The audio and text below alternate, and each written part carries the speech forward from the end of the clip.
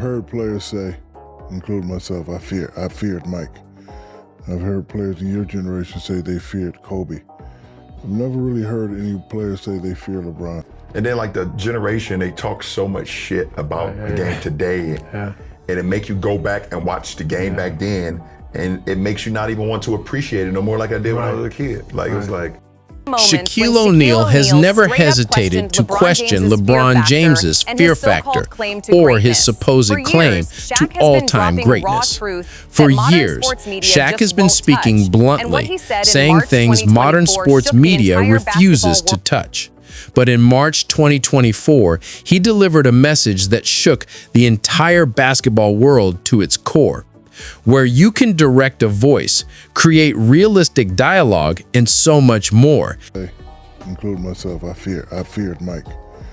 I've heard players in your generation say they feared Kobe. I've never really heard any players say they fear LeBron. This isn't about hating on LeBron. Let's make that clear. It's about understanding why one of the most dominant centers in NBA history, someone who actually shared the floor with LeBron, still refuses to hand him the crown. When you hear Shaq talk about fear, killer instinct, and what separates LeBron from the legends before him, you begin to understand why fans who grew up watching Jordan and Kobe never fully bought into the hype. In March 2024, Shaq made a statement on the Big Podcast that exploded across social media. His guest was none other than his former teammate, Mario Chalmers.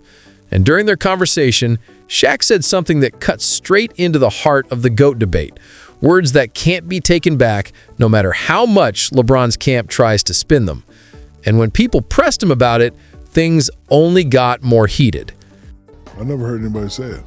And it's not that you shouldn't fear Bron. I just think at the end of the day, Bron has been through so much that he wanted to be liked. So it was kind of like, he's a nice guy. Yeah, I'm gonna do things now where like people like me. Shaq didn't flinch. He doubled down without a hint of hesitation. LeBron tried clapping back on Instagram, bragging that his streak of consecutive double-digit scoring games was longer than Shaq's entire career. A cute stat, sure, but completely missing the point. Because here's the brutal truth. Nobody fears him. And that matters. It matters more than almost any record or stat when you're talking about who the greatest truly is. Mario Chalmers, who won 2 rings next to LeBron in Miami, explained it perfectly. He said, players just don't fear LeBron like they feared Jordan or Kobe. His reasoning was simple and devastating. Kobe and LeBron in their prime. Well, I'll play with both of them, and you know, Kobe has that killer instinct, and I'll probably have to go with Kobe. Where you can direct a voice, create realistic dialogue, and so much more. Edit these placeholders to get started. $30 million, 80 games is good enough. All right, 2 more things real quick. Go ahead. So you want me to pay you $30 million to play 30 games? Hell no. Right. No. 80 games is fine, because I did it, Jerry West did it, Kareem did it, Magic did it, Bird did it, Bernard King, like all the great legends before us did it. Oh no, it goes way back. In his 2011 memoir, Shaq Uncut My Story, Shaquille O'Neal revealed the truth about his short stint with LeBron and Cleveland during the 2009-2010 season, and it's damning, the kind of behind-the-scenes reality NBA PR teams wish you'd forget. Shaq wrote that head coach Mike Brown treated LeBron like royalty, constantly walking on eggshells around him. Quote, our coach Mike Brown was a nice guy, but he had to live on edge because nobody was supposed to be confrontational with LeBron, Shaq said. That... I couldn't believe that an NBA player could make $1 million. And now these guys are so lucky and blessed, and they can't play basketball 3 or 4 days a week. And I know they hide behind all the analytical bullshit from their agents and people like that. What they're really trying to do is extend their career. The way the money's been and going, depending on who you are, you're going to be able to make another $50, $70, $100 million and probably more going forward if you can extend your career. And Coach Mike Brown didn't say a single word. But in the very next clip, when Mo Williams made the exact same mistake, Brown suddenly started barking at him like his life depended on it. Shaq remembered it vividly. Brown snapped, yo, Mo, we can't have that. But when LeBron slipped up, there was nothing but silence. Delonte West even called out the hypocrisy, saying, "Everyone has to be accountable for what they do, not just some of us." Of course, nothing changed because LeBron was untouchable. And let's be honest, can you imagine Phil Jackson letting Michael Jordan or Kobe Bryant get away with skipping a defensive assignment like that? Not a chance. He would have benched them immediately, no hesitation. But with LeBron, the rules were different, and Shaq made it clear they always have been. In his writing about the 2010 Eastern Conference Finals and the 2011 NBA Finals, Shaq didn't hold back. He openly questioned LeBron's performance in those defining moments. And when that criticism comes from someone who was actually inside those locker rooms, it hits completely differently. According to Shaq, there was no question. This position crystal clear without any ambiguity. I think the greatest player is Michael Jordan. LeBron is about to do something that hasn't been done in a long time, but for me, it's always Dr. In Game 5, Shaq said LeBron just seemed out of it. He always believed LeBron had the ability to flip the switch whenever he wanted, but for some reason, he didn't. Not against the Celtics in 2010, and not against the Mavericks in 2011. It simply wasn't there. And that's the bigger issue.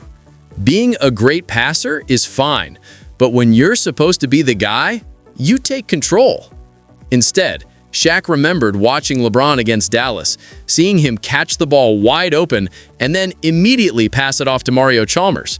Shaq couldn't believe what he was watching. "It makes no sense," he said flatly. Curry at the 1. Curry, okay. Kobe at the 2. Jordan at the 3.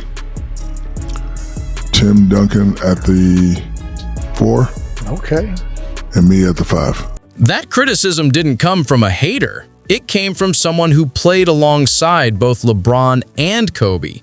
Someone who knows exactly what a real championship mindset looks like up close.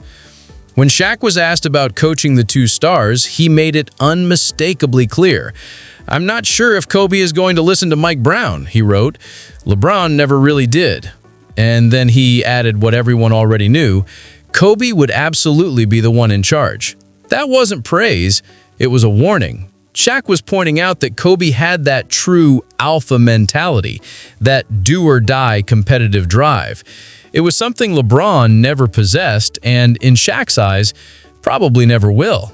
You know, our game is supposed to be more structured. Well, this game we're watching now, I don't know what we're watching now. They say, yeah, I said the 90s and 80s was way harder than this. You guys, this is like kind of soft. Like right now, you get a flagrant foul, you get fined, suspended. Like guys ain't even fouling hard no more. Back before I played, it was crazy, but when I played, it was crazy. But even before, like the 80s going to 90s, it was probably more physical then. Fast forward to June 2015, when Shaq appeared on the Dan Patrick Show. The host asked him directly, Kobe or LeBron in their prime? Shaq didn't pause for even a second. His answer was immediate, sharp, and absolute. Kobe, every single time. There was no hesitation, no debate, no trying to play both sides. And the reason was simple. For Shaq, it always came down to one defining trait: killer instinct. That phrase keeps coming up because, in his eyes, it's the true separator between greatness and legend. I've seen what greatness is. Been there, played with it. I don't see that. It's what made Jordan take the last shot every single time, and what made Kobe drop 81 because he refused to lose. That's the difference between good and truly great. Later that same year, during an ESPN event in Hong Kong, Shaq explained it perfectly. He said young LeBron was more like Magic Johnson, an incredible playmaker, yes, but not the ruthless closer that legends are built on. Shaq put it plainly. LeBron was sort of like Magic with Jordan's abilities. He liked to pass. He liked to get everyone involved. But Mike was Mike. He was just special, like no one else. That single comparison revealed everything. Shaq didn't stack LeBron next to Jordan. He compared him to Magic. And that speaks volumes, because while Magic is undeniably one of the greatest players ever, top 5 all time, he isn't in that untouchable GOAT tier with Jordan. And Shaq made it clear that LeBron isn't either. It never happens. You call it hate if you want. But even with the word hate, like these kids that like to throw that word around, if you ain't great, and I'm great. How the fuck can I hate on you? That don't make no. Then came June 2021, when LeBron publicly complained about the NBA's tight schedule after several players were injured. Shaq wasn't having any of it. He shut down the excuses immediately and highlighted the difference between eras in the simplest way possible. Back in the day, Jordan played all 82 games without a single complaint. Shaq did the same while dominating the league. No load management, no constant whining about fatigue or scheduling, just showing up, taking the hits, and letting the game speak for itself. No excuses, no posts, just performance. Then, fast forward to October 2022, when Shaq joined Logan Paul on the Impulsive podcast. This time, he made his stance unmistakably clear. If you do not say he's the greatest of all time, you're committing treason. This is Shaquille O'Neal we're talking about, a 15-time All-Star, 4-time NBA champion, 3-time Finals MVP, and one of the most dominant forces the league has ever seen. A man who played with both LeBron and Kobe, who has seen true greatness up close. And after all that, his verdict is still crystal clear. Jordan is the GOAT, Kobe is number 2, and LeBron is number 3. Period.